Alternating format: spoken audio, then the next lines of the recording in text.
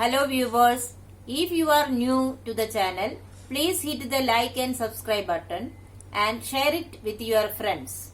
Also, click on the bell icon so that you get the latest information about the videos that are uploaded. Hello students, welcome back to the new video. In this video, we are going to continue the ongoing chapter number 2, Nutrition in Animals. In today's session, we are going to study the topics digestion and absorption in small intestine, transport and assimilation of digested food, and absorption in large intestine and also egestion. So students, first of all, let us study the digestion in small intestine. You have already learned that part of the digestion gets over in the stomach. That partly digested semi-solid food called chyme is entered into the small intestine. So what is small intestine? Small intestine is a very highly coiled but very long tube which is located in the lower part of our abdomen. It is actually very narrow tube but very long tube. It has got about 7.5 meters long. The walls of the small intestine produces certain digestive juice. You know that for digestion to take place, certain digestive juices are necessary. So, the walls of the small intestine produces digestive juice.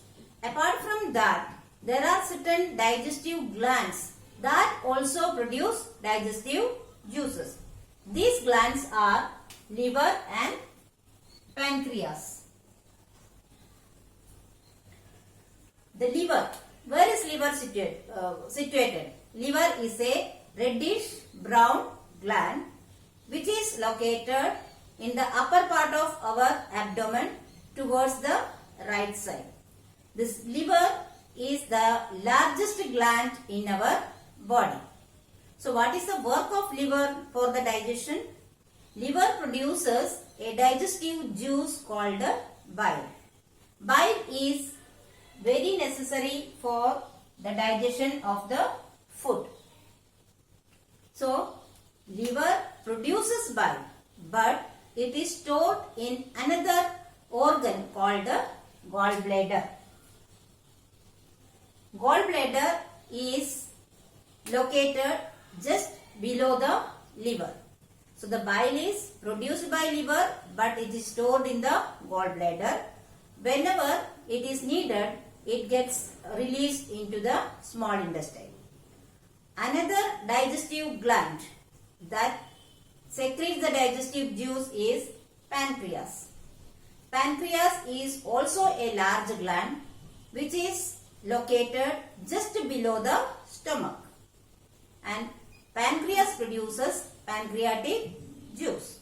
Now let's see what is the role of bile juice and pancreatic juice in the process of digestion. Bile juice breaks down the complex molecules of fats.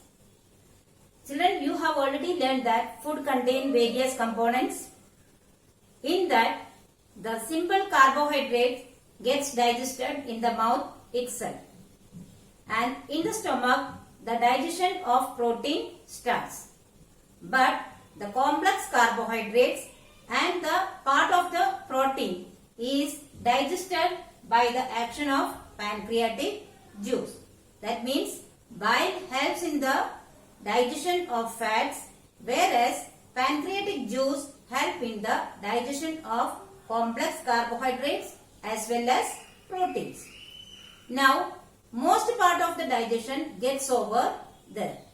This partly digested food enters into the lower part of the small intestine, where the intestinal juice completes the digestion of all components of the food. Most part of the digestion is taking place in the small intestine, and with the help of the intestinal juice, all other parts of the components of the food is digested. That means the digestion gets over in the small intestine. Now let's see what are the products of digestion. That means what are the different components of the food converted into after digestion. You know, the carbohydrate. Carbohydrate is converted into sugars such as glucose. Carbohydrate is converted into sugar. Then fats. Fats get converted into fatty acids and glycerol.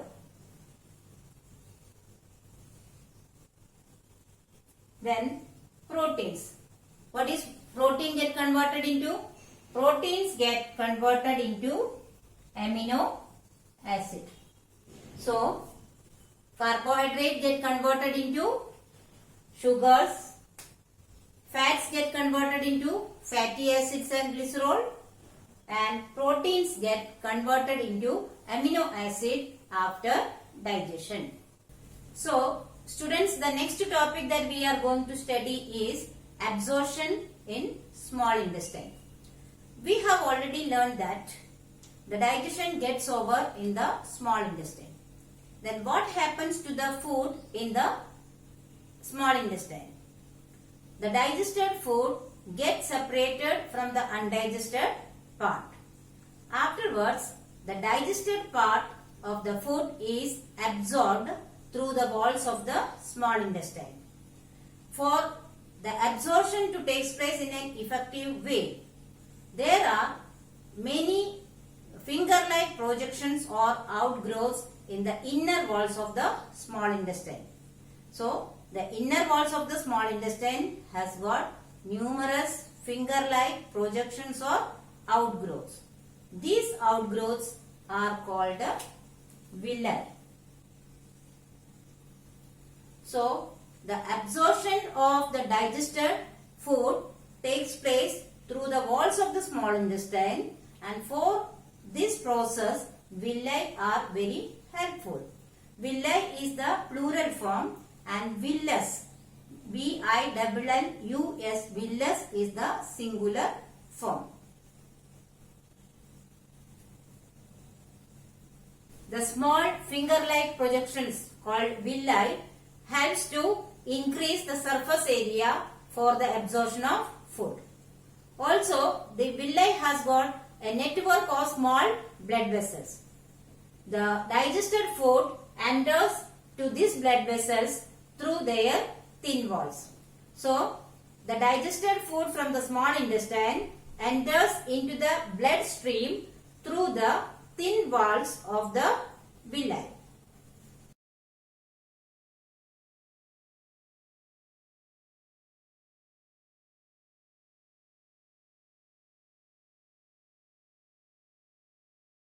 The next topic that we are going to study is transport and assimilation of digested food. We have seen that the digested food from the small intestine enters into the bloodstream through the thin walls of the small intestine, and through the blood it reaches to every parts of the body. That means blood in our body acts as the transporting system to reach or to carry the digested food. Now, what does the body do with the digested food? Our body uses the digested food in many ways. We have already seen that food contains various components. All these components get digested and get converted into different products. Carbohydrates, which is converted into glucose, is used for getting energy by the process of respiration. The respiration process we will study in the later topics. Simpler fats, that means the simpler fats that are produced by the digestion of the complex fat molecules, are stored in our body as a source of energy. The next component is protein. You know that the proteins are converted into amino acids. That means the simpler substances that are produced by the digestion of protein is amino acids. These amino acids are used for the growth, repair and also to make the new substances like hormones. So students, the last topic of today's video is absorption in the large intestine and egestion. The large intestine is a wider and shorter tube than the small intestine. It is about 1.5 meters long. Now, what is the main function of the large intestine? The main function is to absorb the water and some salts from the undigested food. So, after the absorption of water, the semi-solid part, that is called a feces, is then sent into the other organ called the rectum. Inside the rectum, the semi-solid food remains for a while and then it is sent out of the body through anus. This process is known as egestion. So, students, we have now learned all 5 steps of nutrition, that is ingestion, digestion, absorption and assimilation and also egestion.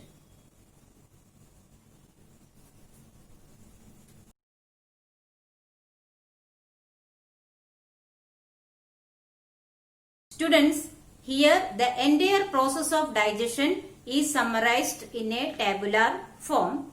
This will help you to recall the complete process of digestion in human body.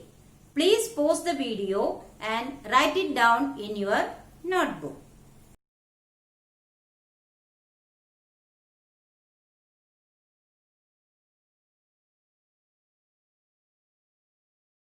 So students, I hope you have understood all the concepts very well. But still, if you have any doubt in any concept, you can write to me in the comment section. I will surely try to solve it as soon as possible. Here are some review questions. Please solve it in your notebook. Thank you.